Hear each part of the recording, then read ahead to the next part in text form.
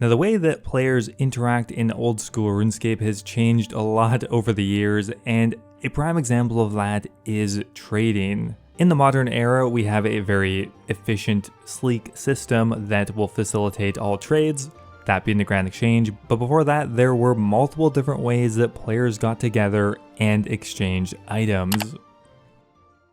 Now, in February of 2013, Old School RuneScape had its official launch. Thousands and tens of thousands of returning players flooded into the game, a fresh new start, and of course a fresh economy. Now, as the first few days passed on, the very first method of trading started to pop up once again, and it was of course based on the original trading blueprint, person-to-person trading, and player-run marketplaces. Now, I personally think player-created marketplaces are one of the most interesting things that ever happened in this game. The fact that tens of thousands of collective players, for the most part, agreed upon not only cities to do trade in, but also specific zones to have certain items, different categories, and even have fairly elaborate and precise trading sectors. Just looking back at some of the old Falador trading maps or Varrock really brings back some nostalgic memories. So the original system was pretty simple. You simply go to the area where people are selling similar items. For example, if you have some herbs to sell, you go to the herbs and seed zone. If you're selling an abyssal whip, you go to a specific location as well. You plop your butt down there, you would go grab your favorite beverage, maybe a cup of tea or a Red Bull if you're trying to get this done in a quicker time. You would then handcraft a perfect message, maybe add in a little wave or a bit of color. Then you simply keep spamming that until your item was sold.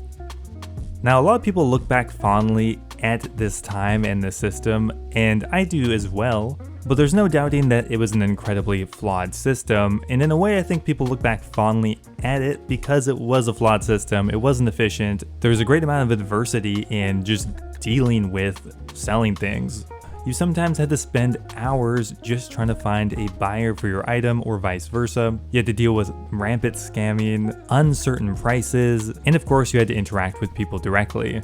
But for all of its flaws, it is certainly the most memorable trading system we've ever had, and people look back on it fondly simply because of how difficult it was to use. I mean, I really don't think in like a decade from now I'm going to remember how I instantly sold 10,000 Dragon Bones on a Grand Exchange, but I will remember to my dying breath spending an hour selling like 1,000 lobsters in Falador. Now, although Old School RuneScape is simply a clone of a game from 2007, that didn't necessarily mean the 2007 mentality had continued forward. Although the player-run markets were still alive again, that was not really the only system going on at the time.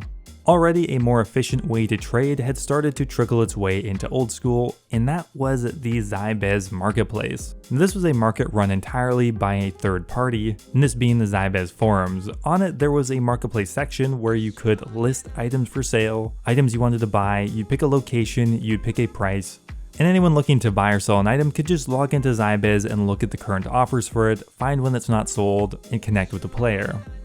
It was a much more efficient way to trade items because you wouldn't have to waste all your time typing and standing in a specific area in game. Someone could simply message you once they found an offer, you could quickly do the transaction and get back to what you were doing.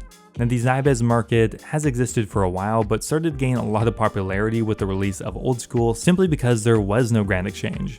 Now, Zybez not only offered a way to facilitate trades pretty easily, but it also offered some of the more modern tools we have to look at pricing information. Previously, when you were selling things in player-run marketplaces, you really did have to have your kind of finger on the pulse of what items were worth, because it wasn't as easy to track what the pricing trends had been over the last month, how much exactly is it worth today.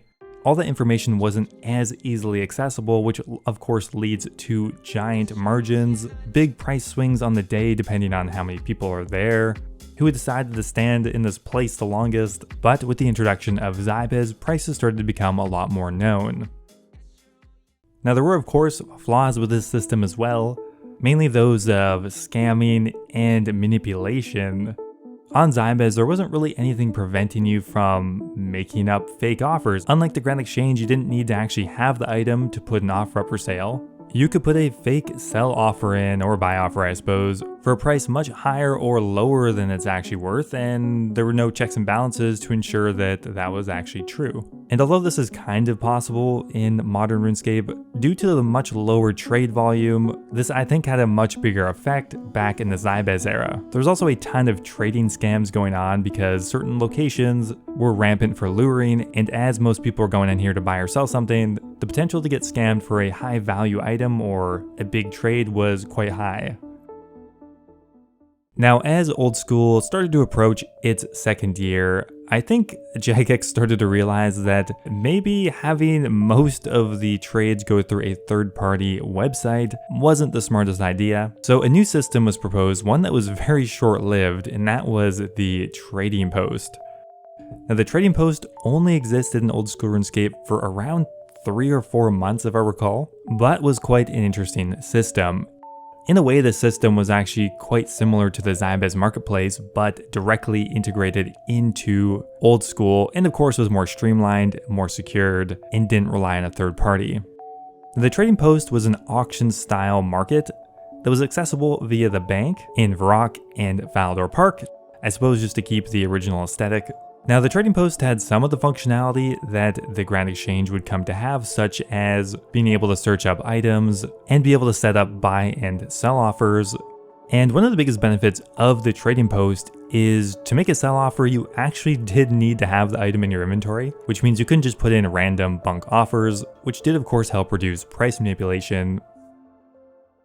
Now, per account, you can have 6 offers in the trading post going at once, and if you're looking to buy an item, you could easily search it up, find a list of everyone selling it, sort by the cheapest price first. It would display how old the offer was, what world the player was currently in, and would allow you to message the player directly. Now, although this had a lot of modern functionality to it, the one thing it didn't really do is facilitate the trades automatically, which means once you had found a player, you still had to go hop to their world and trade them player to player. Once you traded them, there was this really interesting interface that showed each player's trading post offers. You could look at it and it would display what the offer was just to double check, and you could complete the trade. The trading post was very interesting, and I almost kind of wish it was in the game a bit longer, because I would have liked to see how it would have played out, but after only being in existence for 3 months, it was shut down permanently to make way for something new. Now, in February of 2015, we finally get to the Grand Exchange. At the time, this update was actually kind of polarizing. Some players really wanted the Grand Exchange, others didn't. But February 26, 2015, the Grand Exchange update is added and the trading post is removed. And ever since then, not that much has changed. Of course, we have received quality of life changes, small tweaks here and there, a Grand Exchange tax, but by and large, the system is the same. The introduction of the Grand Exchange, well, killed off the trading post immediately, of course, and would eventually kill Zybez as well, partially leading to its eventual close in 2018. So was the Grand Exchange a good update? Well, I think so, obviously. Hella biased though.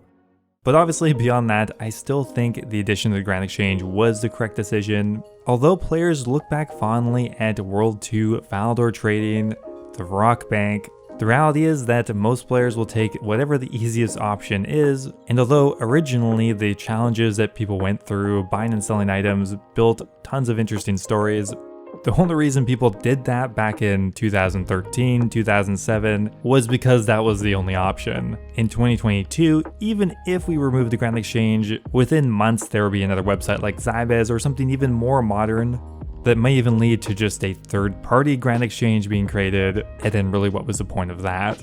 But even though we can really never have that back, I think it's still interesting to look back through the history of trading to see how things have changed over time. Now before I go here, I want to give a giant thank you to all of my members over on YouTube. Thank you so much to Nello, Alejandra, The Hybrid, and Kush Patel for all being subscribed to the Dragon tier. Really, I appreciate it so much. Also, a giant thank you to Kaitin987, Mexose, Basetitch, MDM001, and YoYoSub89 for being subscribed to the Runite tier. Appreciate you guys as well. As always, if anyone's looking for a direct way to support me, YouTube membership is the best way to do so.